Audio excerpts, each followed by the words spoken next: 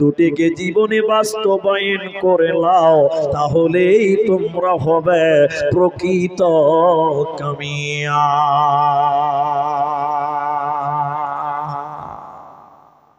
এবার কামিয়াবির ভিতরে নাকাম লোকটাকে, কোন লোকটাকে আল্লাহ জাহান্নাম দেবে, জান্নাত দেবে না। এর ইসলামপুর পুকুরিয়ার ভাইরা এবং মায়েরা, নবীজি বললেন মুসনাদে আহমদের ভিতরে হাদিসটি রয়েছে, নবীজি বললেন সালাসাতুন, তিন প্রকার মানুষ রয়েছে পৃথিবীর জমিনে। তিন শ্রেণী মানুষ রয়েছে, তিন প্রকার মানুষ রয়েছে। নবীজি বললেন কদ হারামাল্লাহ, আল্লাহ তাদের জন্য হারাম করে দিয়েছে জান্নাত, আল্লাহ তাদের জন্য জান্নাত হারাম করেছে। ও মাথা ঠুকে মরে গেলে ওই তিন ডিজাইনের মানুষগুলি জান্নাতে যাবে না, পাবে না, দেবে না। একটু মুখ খোলেন আপনারা, একটু বলেন কয় প্রকার মানুষ জাহান্নাম যাবে? তিন প্রকার। ওরা জান্নাতে যাবে না। ওরা যদি জান্নাত চলে যায় তাহলে মুহাম্মদ সাল্লাল্লাহু আলাইহি সাল্লাম মিথ্যুক হয়ে যাবে। বলুন নাউজুবিল্লাহ। কেন? নবীজি বলছেন তাদের জন্য জান্নাত হারাম, কিয়ামতের দিন পর্যন্ত হারাম। ওরা জান্নাতি নয়, ওরা জান্নাতি নয়, ওরা জান্নাতি নয়। তিন প্রকার। সবাই বলুন কয় প্রকার? তিন প্রকার। এক, নবীজি বললেন মুদমিনুল খামর। মুদমিনুল খামর, যারা নিয়মিত নেশাদার দ্রব্য পান করে, যারা মদ পান করে, যারা শরাব পান করে, এক কথায় যারা নেশাগ্রস্ত মাতাল, এই মাতালেরা আল্লাহর জাহান্নাম যাবে।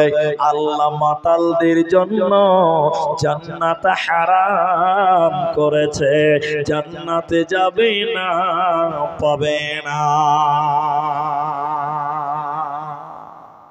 এখন আপনারা মুখ খুলে বলেন খালি, যেটি মানুষ অল্প মানুষ বুঝাতে সুবিধা, ঝামেলা নাই। এখন আপনারা বলেন, এখন মুসলমানেরা নেশা করে কি করে না? আপনাদের দিকে মুসলমানেরা মদ খায় না? খায়।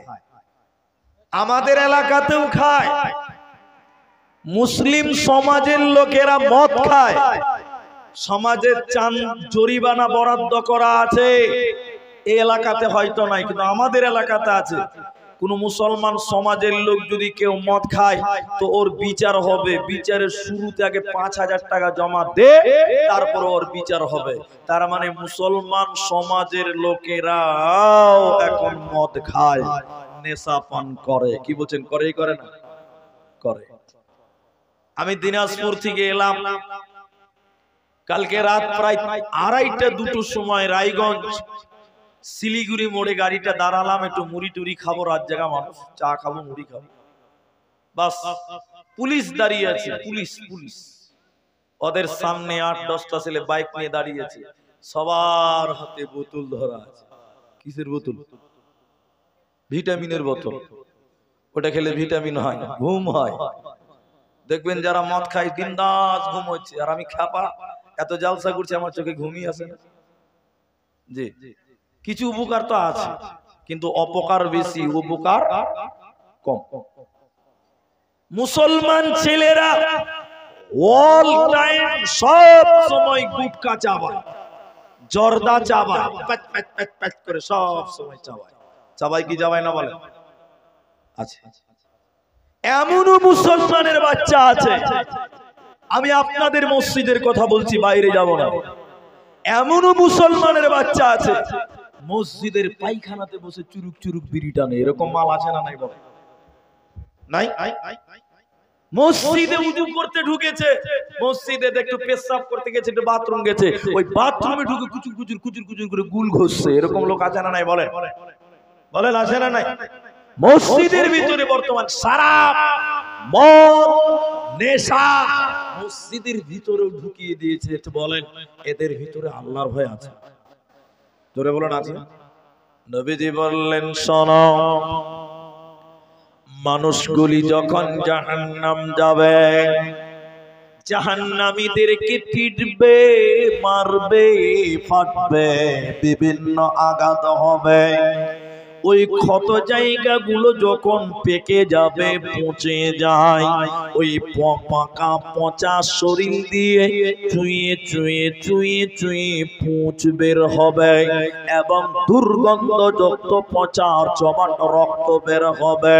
নবীজি বলেন কিছু লোককে জাহান্নামের ভিতরে পচা রক্ত এবং পচা পুঁচ খেতে দেওয়া হবে, যেগুলো জাহান্নামীদের শরীর দিয়ে বের হবে, ওগুলোই খেতে দেওয়া হবে। আর তাদের খেতে দেওয়া হবে কাঁটা যুক্ত ফল। ওই ফল যখন তারা মুখে নেবে, মুখগুলো কাঁটায় কেটে যাবে, মুখ দিয়ে তাদের রক্ত বার হবে। এগুলো তারা খেতে পারবে না, না খাইলেও চলবে না, নিরুপায় হয়ে পুঁজ এবং রক্ত এবং কাঁটা চিবাতে থাকবে। আল্লাহর নবী যখন বললেন, সাহাবীরা বললেন ইয়া রাসূলুল্লাহ, দয়ার নবী আপনি বলুন তো এরা কারা? কেন তাদের পচা রক্ত খেতে দেওয়া হচ্ছে? কেন তাদেরকে দুর্গন্ধযুক্ত পুঁজ খেতে দেওয়া হলো? বলো ইয়া রাসূলুল্লাহ, দয়ার নবী এরা কাঁটা কেন চাবাবে বলো? নবীজি বললেন শুনে নাও, এরা দুনিয়াতে নেশা পান করেছিল, মদ পান করেছিল, শরাব পান করেছিল, নেশা পান করেছিল।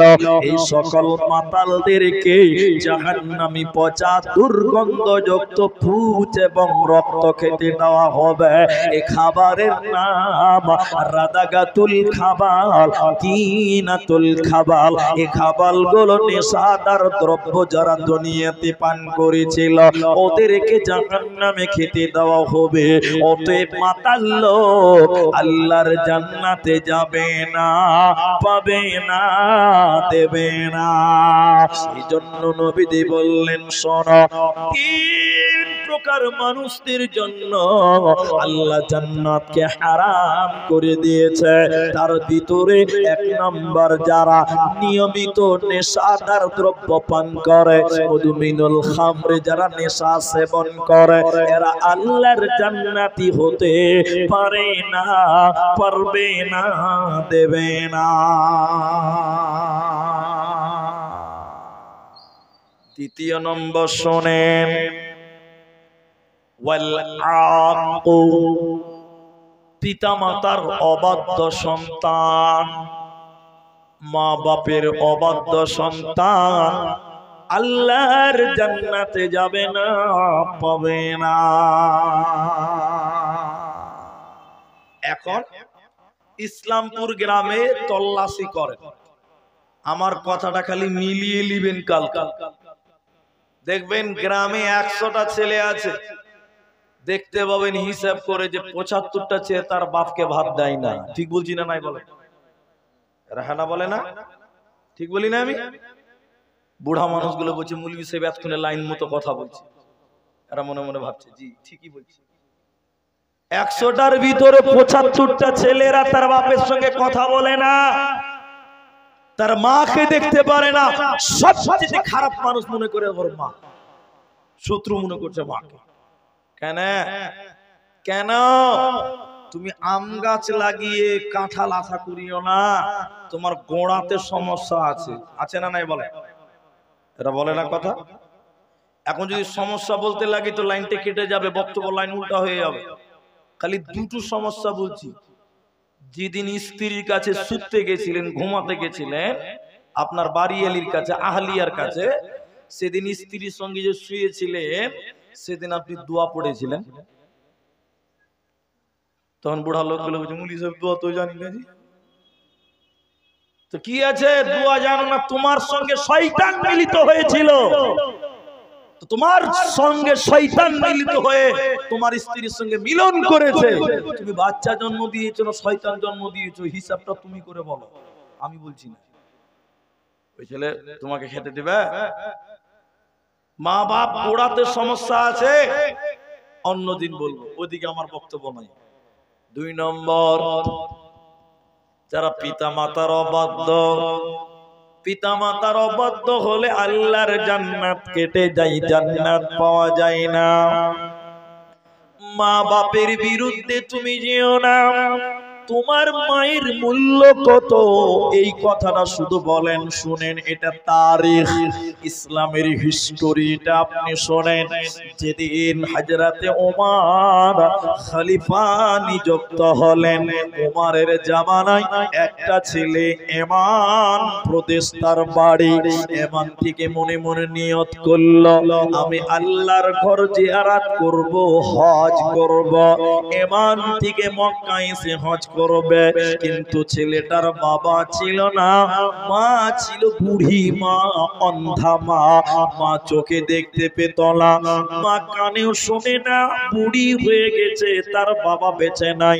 ছেলে হজ করতে আসবে, হজের যাবতীয় প্রিপারেশন নেওয়ার পর বুড়ি মা, বিধবা মা, অন্ধা মা, এই মায়ের কাছে যে বলছে, আম্মু জান, আপনি আমার জন্য দোয়া করে দেন, আমি আল্লাহর ঘর জিয়ারতে চললাম, আমি হজ করতে চললাম, মা আপনি আমার জন্য একটু দোয়া করে দেন।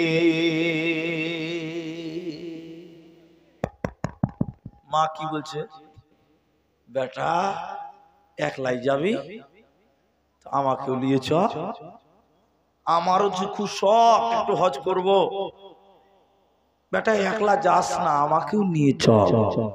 আচ্ছা বলেন, এখন ছেলে কি করবে? তখন প্লেন ছিল না, ট্রেন ছিল না, বাস ছিল না, 4 চাকা মারুতি সুজুকি ছিল না। সেদিন জামানা ছিল উটের জামানা, ঘোড়ার জামানা, গাধার জামানা। ছেলে নিরুপায়, কি করবে, মার অবাধ্য হওয়া যায় না। ছেলে এই বুড়ি মা, যে মা চোখে দেখে না, যে মা হাঁটতে পারে না, তাকে কেমন করে নিয়ে আসবে? এবার বুড়ি মাকে পিঠে করে গামছাতে কাপড়ে করে বেঁধে নিল।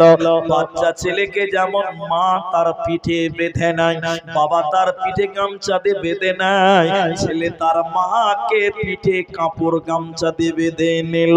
হাঁটতে লাগলো, 1 দিন 2 দিন 3 দিন 1 সপ্তাহ 2 সপ্তাহ হাঁটতে হাঁটতে এমান থেকে মক্কা মুকাররমায় উপস্থিত হলো। আসার পর হজের যাবতীয় কাজ তার মাকে পিঠে নিয়ে করলো। সাফা মারওয়া মুজতালিফা আরাফা মিনা, হজের যাবতীয় কাজ সমাপনী দেওয়ার পর এই ছেলেটা তার বিধবা মাকে নিয়ে ওমরের কাছে গেল।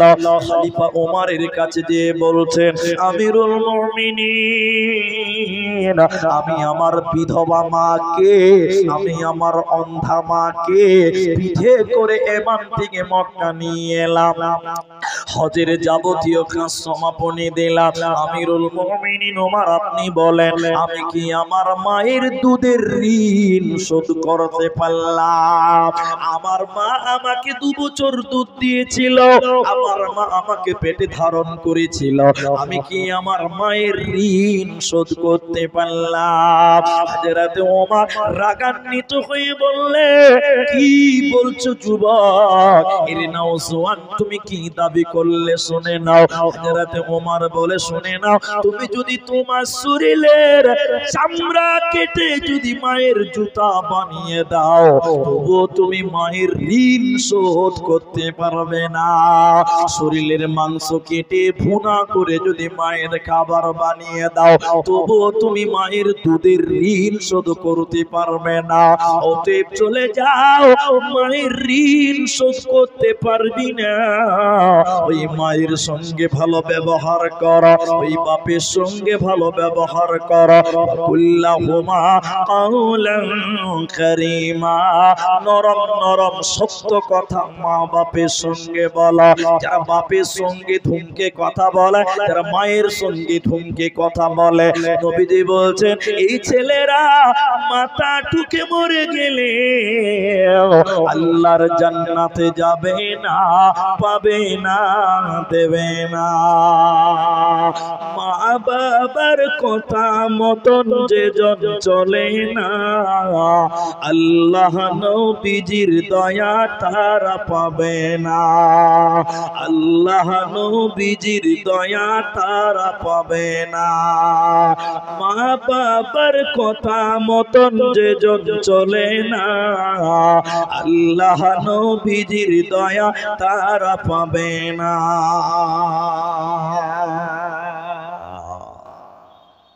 তাহলে মা বাপের অবাধ্য সন্তান এখন ঘরে ঘরে ঢুকে আছে।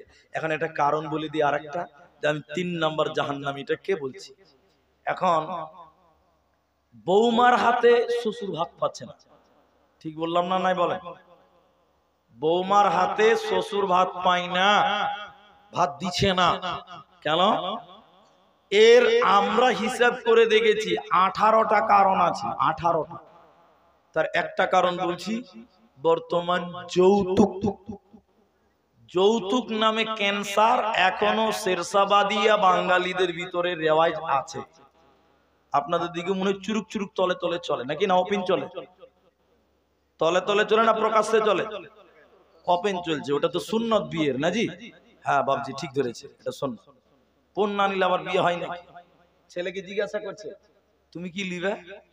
যদি বলে দেই কিছু লিব না, মেয়ের ভাই ভাবছে তার ছেলের মনে হয় নিশ্চয়ই কোনো সমস্যা আছে। ঠিক বুঝে না? নাই বলেন? ছেলেকে জিজ্ঞাসা করছে মেয়ের তরফে, বাবা তোমার কিছু চাওয়া পাওয়া কিছু আছে? ছেলে ভদ্র ছেলে, ভালো ছেলে বসে, না আমাকে একটা ভালো মেয়ে দরকার, বাস আমার আর কিছু লাগবে না। তখন ওরা গুজুর গুজুর শুরু করেছে, নিশ্চয়ই ছেলের কোনো সমস্যা আছে বে, কিছুই যে চাই না, সমস্যা। আরে সব যত সমস্যা তার একটা পণ, এই পণ এসে শ্বশুরের ভাত বৌমার বন্ধ করে দিয়েছে। একটা হ্যাঁ কিনা জোরে বলেন। 3 নাম্বার,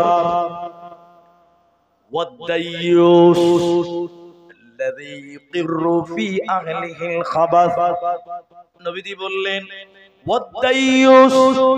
দাইয়ুস লোক, আল্লাহর নবী বলছেন তার জন্য জান্নাত হারাম, কোনদিন জান্নাত পাবে না, কোনদিন জান্নাতে দেবে না।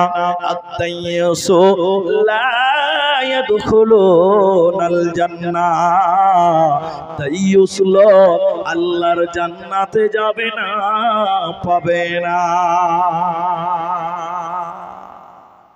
মৌলভী সাহেব দাইয়ুসকে, হ্যাঁ এবার দাইয়ুসকে যে নামাজ পড়ে লম্বা লম্বা দাড়ি আছে, আমার চেয়ে বড় বড় দাড়ি, একদম চুল সাদা, দাড়ি সাদা, মেহেন্দি লাগিয়েছে সুন্নাত, রাস্তাতে যখনই হাঁটে খালি বলে সুবহানাল্লাহ সুবহানাল্লাহ সুবহানাল্লাহ। এরকম একটা হাজী সাহেব মানুষ, ওর বেটি টোটোতে যাচ্ছে তো জিন্সের প্যান্ট পড়ে যাচ্ছে, এরকম আছে না নাই বলে? এরা হ্যাঁ না বলে না? নামাজি মানুষ, ওর বেটি রাস্তায় বের হয়েছে, মাথায় ওড়না নাই, বুকে চাদর নেই, সব বুঝা যাচ্ছে। হাজী সাহেব দেখছে, কোনটা যাবি গে? বলছে মহারাজনগরে যাও। হাজী সাহেব কিচ্ছু বলে না, বেটি বেপরদা হয়ে চলে। এই হাজী সাহেব দাইয়ুস। সবাই বলেন কি জান্নাতে যাবে? এরা বলে না যাবে? আল্লাহ রাসূল বলছেন